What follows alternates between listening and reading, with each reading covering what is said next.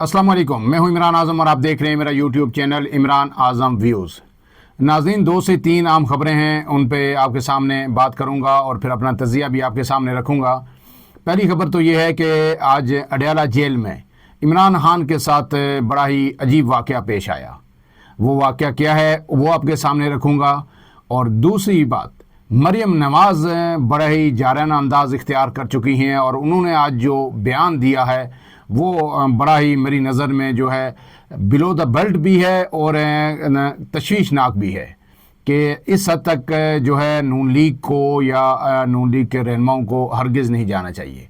जमात इस्लामी भी एक दफ़ा फिर जो है सड़कों पे आने के लिए तैयार है। आज अमीर जमात इस्लामी हाफिज़ नईमुर रहमान ने एक अहम ऐलान किया है, जबकि इसके साथ सुप्रीम कोर्ट में जो फ़ौजी अदालतों में सिविलियंस के ट्रायल के हवाले से केस भी तेज़ी से आगे बढ़ रहा है और उसमें बड़े ही तबाहकुन किस्म के और दबंग किस्म के जो है जजेस की जानिब से रिमार्क्स आ रहे हैं। और अब ये देखना है कि ये क्या रिमार्क्स के मुताबिक ही हतमी फ़ैसला भी आता है या हमेशा की तरह जिस तरह ये रिमार्क्स कुछ आते हैं और फ़ैसला कुछ आता है ऐसा ही होगा। लेकिन इस सबसे पहले आपसे गुजारिश कि अगर आप मेरे चैनल पर नए हैं तो इमरान आज़म व्यूज़ को सब्सक्राइब कीजिए, बेल आइकन दबाइए। वीडियो अगर आपको पसंद आए तो इसे शेयर ज़रूर कीजिएगा।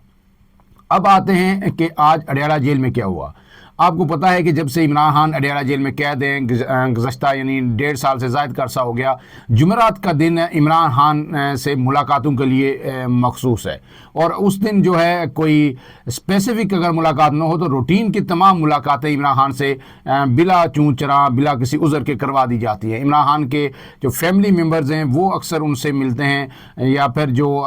वकला हैं वो उनसे मिलते हैं या पार्टी रहनुमा भी उनसे मिल लेते हैं। लेकिन अब गुज़श्ता एक हफ़्ते से आपको पता है कि पीटीआई सर तोड़ कोशिशें कर रही है इमरान खान से मुलाकात की, लेकिन अभी तक मुलाकात नहीं हो सकी। गुज़श्ता रोज़ वकला की जो मुलाकात हुई उस हवाले से हम आपको अपडेट कर चुके हैं कि उसमें इमरान खान ने क्या हदायत जारी की। लेकिन आज इस सारे अरसे में पहली दफ़ा इमरान खान बिल्कुल तनहा बैठे रहे। पूरा दिन वो मुलाकातियों का इंतज़ार करते रहे, लेकिन उनकी शाम गए तक कोई भी शख्स, ना फैमिली मेंबर कोई आया, ना वकील आया, ना पार्टी रहनुमा आया और ना किसी ने वहाँ पे जाने की कोशिश की। यूँ इमरान खान का ये पहला दिन था जो उन्होंने मुकम्मल यानी मुलाकात का दिन उन्होंने मुकम्मल तन्हाई में गुजारा। ऐसे में जो हुकूमत की तरफ से और जेल इंतज़ामिया की तरफ से और पीटीआई की तरफ से मुतसाद दावे किए जा रहे हैं। पीटीआई कह रही है कि जी हमें मुलाकात नहीं करने दी जा रही। जेल हुकाम ये कह रहे हैं जी हमारे पास कोई आ ही नहीं रहा। आज उन्होंने फिर कहा है जी कोई आया ही नहीं, गेट पे कोई है ही नहीं, तो हम किससे मुलाकात करवाएं। तो ये सारी एक दिलचस्प सूरत हाल चल रही है और मुज़ाकरात के हवाले से भी यही है कि आइंदा 1 से 2 रोज़ में ये फैसला हो जाएगा। जब पीटीआई को ये इख्तियार दे दिया गया है कि वो अपने तहरीरी मुतालबात हुकूमत को पेश करें, तो ज़ाहिर है पीटीआई अब रब्ता करेगी हुकूमत से, स्पीकर एयाज सादक से, कि वो इजलास कॉल करें। तीसरा जो इजलास है मुज़ाकराती कमेटियों का, फिर उसमें वो अपने मुतालबात तहरीरी सूरत में सामने रखेंगे। लेकिन अब इसके साथ जो मरियम नवाज़ है उन्होंने आज बड़ा ही जारियाना लबो लहजा इख्तियार किया। वो आज एक अवामी इज्तिमा से खिताब कर रही थी। बेसिकली तो ये प्रोग्राम जो है पाक पतन में था और उन्होंने लाइव स्टॉक के हवाले से कार्ड्स जारी किए हैं पंजाब में। तो वहाँ उन्होंने जो खिताब किया उसके 2 पहलू हैं, वो मैं आपके सामने रखता हूँ। पहले जो उन्होंने कहा है कि मुँह और पाँव की बीमारियाँ सिर्फ जानवरों को नहीं इंसानों को भी लाक होती हैं। हमने ना सिर्फ जानवरों को बल्कि सियासी जमातों को लाक इस बीमारी का भी इलाज करना है या हम इस बीमारी का इलाज करेंगे। मुंह और खुर की बीमारी जानवरों में बड़ी आम है। जो लोग जानवरों को पालते हैं या किसान हैं या लाइफ स्टॉक से जुड़े जो लोग हैं वो जानते हैं। तो उन्होंने ये कहा है कि मुंह और खुर की बीमारी से जानवरों में नहीं होती, ये इंसानों में भी होती है और सियासी जमातों को भी लाक है और हम इसका भी इलाज करेंगे। और इसको फर्दर जो उन्होंने इसकी तशरीह की, उन्होंने कहा है कि बाद सियासी जमातें या सियासी लोग ऐसे होते हैं कि जब भी उनका कदम यानी उनका पाँव उठता है तो मुल्क के ख़िलाफ़ उठता है और जब भी उनकी ज़बान खुलती है तो उससे गलीज़ गालियाँ और जो है इंतशारी बात ही निकलती है बाहर। इसलिए हम इसका भी इलाज करेंगे। उनका सीधा सीधा निशाना पीटीआई थी। लेकिन मेरे ख्याल में जो है मरियम नवाज़ साहिबा को ऐसा लबो लहजा, अब वो वज़ीर आला हैं, एक पूरा सूबा है जिसकी 12 करोड़ आबादी है। अब उनके जो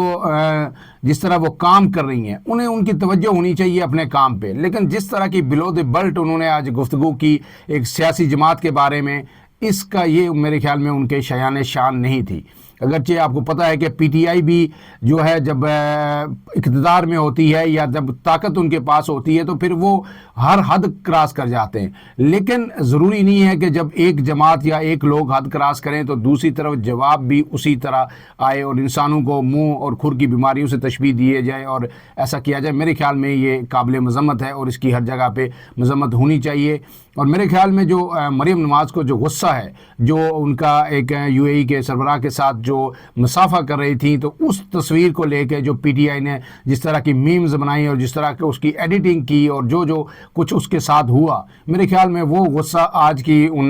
اس تقریر میں پوری طرح جھلک رہا تھا۔ اور پھر اس سے پہلے آپ کو پتا ہے شہباز شریف کے ساتھ جو انہوں نے جاپان کی مثال دی تھی اور اس او کو جس طرح تعبیر کیا گیا اور یہ بھی کہا گیا کہ جب کسی گاؤں میں کوئی گیدڑ اس طرح او کرتا ہے رات کو تو اس کا مطلب ہے کہ کوئی مصیبت آنے والی ہے اس گاؤں پہ، اس محلے پہ، اس گھر کے قریب جہاں وہ یہ کرتا ہے۔ تو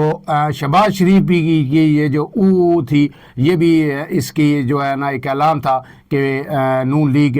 پہ مصیبت آنے والی ہے آنے والے دنوں میں۔ اب اس سے آگے مریم نواز نے جو چیز کی وہ بھی بڑی دلچسپ ہے۔ انہوں نے یہ کہا کہ لائف سٹاک پروگرام میں جانور پالنے والوں کو اور ان کی دیکھ بھال کی مد میں 2,70,000 روپے تک بلا سود قرضے دیے جائیں گے۔ انہوں نے کہا کہ لائف سٹاک پروگرام کے لیے 20 ارب روپے مختص کیے گئے ہیں، جس میں سے 11 ارب روپے لائف سٹاک کارڈ کے ذریعے کسانوں کو دیے جائیں گے۔ اس کارڈ سے 90,000 لوگ فائدہ اٹھا سکیں گے اور انہوں نے کہا کہ جانوروں کی بہتر نشو و نما کے ذریعے گوشت برآمد کیا جا سکے گا۔ اب یہ سوال یہ ہے کہ یہی پروگرام ایک دفعہ عمران خان نے جب کہا کہ آپ جو بھینس کا بچہ ہے جو کٹا ہے آپ اس کو پالیں، اس کو آپ ماریں نہ، اس سے گوشت کی جو لائف سٹاک کی انڈسٹری کو فروغ ملے گا اور وہ آپ کو فائدہ دے گا۔ پھر انہوں نے کہا کہ مرغیاں رکھیں، 2 مرغیاں رکھیں، اس کے انڈے آپ کو آئیں گے، گھر میں بھی کھائیں گے، اس کو ایکسپینڈ کریں گے تو جو انڈوں کی پیداوار ہے، گوشت کی پیداوار بڑھے گی، اور جانوروں کو پالیں گے تو ملک میں جو ہے گوشت کی پیداوار بڑھے گی، ہم اس کو ایکسپورٹ بھی کر سکتے ہیں۔ یہی جب عمران خان نے کہا تو پوری نون لیگ بھی تھی، جتنی اپوزیشن تھی، اور ہر جگہ یہ کہا گیا ہے جی کہ کٹا ویژن دیا ہے عمران خان نے اور مرغی ویژن دیا ہے، یہ کوئی ویژن ہے؟ لیڈر بڑی بات کرتا ہے، لیڈر تو بڑا ویژن دیتا ہے، لیکن آج وہی کام جب نون لیگ کر رہی ہے تو اس کے لیے 20 ارب روپے کا فنڈ مختص کر دیا گیا ہے اور کسانوں کو، اور اس کی ہر طرف میڈیا میں تشہیر کروائی جا رہی ہے کہ ہم کوئی نیا کام کر رہے ہیں، انوکھا کام کرنے جا رہے ہیں اور بہت بڑا ہے، اس سے ملک کی لائف سٹاک انڈسٹری میں ایک انقلاب آ جائے گا۔ بالکل ہم پہلے بھی میں یہ کہتا کہ جو عمران خان نے کہا تھا وہ بھی درست تھا، یہ جو مریم نواز صاحبہ کر رہی ہیں یہ بھی 100% درست ہے۔ ہونا چاہیے کہ لوگوں کو واپس جو ہے لوگ ایگریکلچر کی طرف آئیں، لوگ گھروں میں مرغیاں رکھیں اور جانور پالیں، اس سے بہت سارے مسائل ان کے حل ہو سکتے ہیں، دودھ اور گوشت کی پیداوار بڑھ سکتی ہے اور بہت سارے لوگوں کے اخراجات میں بھی کمی آ سکتی ہے۔ لیکن اگر یہ کل غلط تھا تو آج صحیح کیسے ہے؟ اور اگر کل صحیح تھا تو پھر آج یہ غلط نہیں ہے۔ اس لیے سیاسی جماعتوں کو بھی جب کوئی پالیسی آئے تو انہیں سوچنا چاہیے، انہیں دور اندیشی کا مظاہرہ کرنا چاہیے اور ہر بات پہ پوائنٹ سکورنگ نہیں کرنی چاہیے۔ اب اس کے ساتھ جو اگلی جو خبر ہے وہ یہ ہے کہ جماعت اسلامی نے بلاخر ایک مرتبہ پھر جو ہے نا 17 جنوری کو ملک بھر میں احتجاج کی کال دے دی ہے۔ جماعت اسلامی کے بارے میں میں آپ کو بتاؤں کہ جماعت اسلامی نے جو راولپنڈی میں مارچ کیا تھا، دھرنا دیا تھا، اس وقت بھی ہر طرف سے یہی کہا جا رہا تھا کہ کوئی سپانسرڈ دھرنا ہے یا جو ایک حافظ جماعت اسلامی صاحب کے حافظ ہیں ان کو دوسرے حافظ صاحب کی طرف سے کہا گیا ہے کہ آئیں جی نکلیں، اور اس کے پیچھے جو پی ٹی آئی کی طرف سے بھی خبریں آ رہی تھی اور جو تجزیہ کار بھی کر رہے تھے کہ جماعت اسلامی کو یہ شے دی گئی ہے، یہ کہا گیا ہے کہ اس وقت سپیس خالی ہے، پی ٹی آئی جو ہے زیر عتاب ہے اور نون لیگ اور پیپلز پارٹی کی جو ہے پنجاب میں جو ہے لوگ ان سے تنگ ہیں ہر جگہ، لہٰذا یہ جو سپیس ہے جو آپ کا سارا ووٹر، آپ کا ووٹ بینک سارا پی ٹی آئی کی طرف شفٹ ہو گیا تھا، اب آپ کے پاس یہ نادر موقع ہے کہ آپ عوام میں آئیں، احتجاج کی پولیٹکس کریں، عوامی ایشوز پہ بات کریں اور پھر یہ سارا ووٹ بینک آپ واپس گریب کریں۔ اس لیے جماعت اسلامی نے پی ٹی آئی سے دوریاں پیدا کی اور جو ہے میدان میں نکل آئی تھی۔ مزاحمت کیوں نہیں کرتے، یہ سلوگن اس وقت پی ٹی آئی کی جانب سے، نون لیگ جو پی ٹی آئی جو جماعت اسلامی کی جانب سے سامنے آ رہا ہے کہ غزہ کے حوالے سے جو ڈونلڈ ٹرمپ کا امریکی قیادت کا جو بیان آیا ہے اس پہ پی ٹی آئی کیوں چپ ساتھ کے بیٹھی ہوئی ہے، کیوں چپ ہے، کیوں مزاحمت نہیں کرتی؟ تو سوشل میڈیا پہ اس وقت پی ٹی آئی اور جماعت اسلامی کی ایک جنگ اپنے عروج پر ہے اور پھر ایسے میں ایک مرتبہ پھر جو ہے جماعت اسلامی نے یہ اعلان کیا، اور یہ اعلان اسی مقصد کے لیے ہے جس کے لیے پہلے احتجاج کیا گیا تھا کہ جو آئی پی پیز ہیں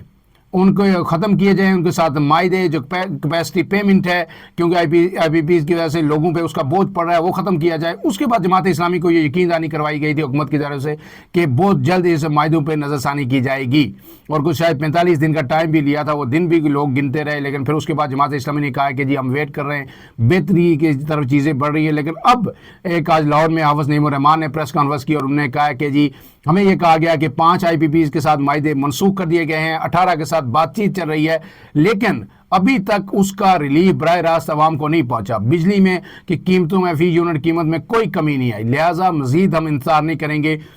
اور آئی پی پیز کے خلاف اور بجلی کی قیمتوں میں یہ جو ہوش ربا اضافہ ہے کہ 70-75 روپے تک فی یونٹ بھی لوگوں کو پڑ رہی ہے، اس کے خلاف جو ہے 17 جنوری کو پی ٹی آئی ملک جو جماعت اسلامی ہے ملک بھر میں احتجاج کرے گی، گویا ایک سپیس گین کرنے کی کوشش کرے گی اور عوامی ایشوز پہ سیاست کو مزید آگے بڑھائے گی جماعت اسلامی۔ اب آخری جو بات ہے وہ سپریم کورٹ کے حوالے سے جو سماعت جاری ہے فوجی عدالتوں میں کیسز کے حوالے سے، اس میں فیصلہ جو بھی آئے لیکن ریمارکس بڑے دلچسپ آ رہے ہیں، اور ججز انتہائی عام سوالات اٹھا رہے ہیں جو وزارت دفاع کے وکیل ہیں خواجہ حارث ان سے پوچھ رہے ہیں۔ اب دیکھنا یہ ہے کہ وہ کس حد تک ان کو مطمئن کر پاتے ہیں۔ آج جو سماعت ہوئی اس میں جو استفسار کیا گیا عدالت کی جانب سے، ججز کی جانب سے، پہلا اہم سوال یہ تھا کہ 9 مئی کیسز فوجی یا انسداد دہشت گردی عدالت میں چلنے کی تفریق کیسے ہوئی، کہ آدھے کیس تو 9 مئی کے آپ نے بھیج دیے انسداد دہشت گردی کی عدالتوں کو، آدھے جو اٹھا کے آپ نے فوجی عدالتوں میں ڈال دیے، یہ آپ نے کون سا پیمانہ کیا جس کی بنیاد پہ آپ نے ان کو سیگریگیٹ کیا؟ جسٹس نعیم اختر عفان نے کہا کہ 9 مئی واقعات میں 103 ملزمان کے خلاف ملٹری کورٹس میں کیس چلا، باقی کیسز انسداد دہشت گردی عدالتوں میں چل رہے ہیں، یہ تفریق کیسے کی گئی، کون سا کیس ملٹری کورٹ میں جائے گا اور کون سا کیس انسداد دہشت گردی کی عدالتوں میں جائے گا؟ جسٹس جمال مندوخیل نے کہا کہ کسی جرم پر کیس کہاں جائے گا، کون اور کیسے طے کرتا ہے، اس کی تفریق کیسے اور کن اصولوں پر کی جاتی ہے؟ ان سوالات کے جو جواب انہوں نے خواجہ حارث سے مانگے ہیں، اور کل جو اس کی سماعت پھر ہوگی خواجہ حارث اب اپنے دلائل جاری رکھیں گے، اور انہوں نے یہ کہا ہے خواجہ حارث کو کہ آپ کے پاس تو سوالات بے شمار ہیں، آپ کی ٹوکری سوالات کی ہے، تو اس میں ہمارا یہ سوال جو ہے یہ بھی لے کے جائیں اور اس کا جواب بھی ہمیں لا کے دیں۔ اور ایک جج نے تو یہ کہا کہ خواجہ حارث جب دلائل دیتے ہیں تو وہ ٹیسٹ میچ کھیلتے ہیں، ان کے تو 6 ماہ بھی دلائل جاری رہتے ہیں۔ تو خواجہ حارث نے کہا کہ میں آپ کو مطمئن کروں گا عدالت کو اپنے دلائل سے۔ فی الحال کے لیے اتنا ہی، اپنے میزبان عمران اعظم کو اجازت دیجیے، اللہ حافظ۔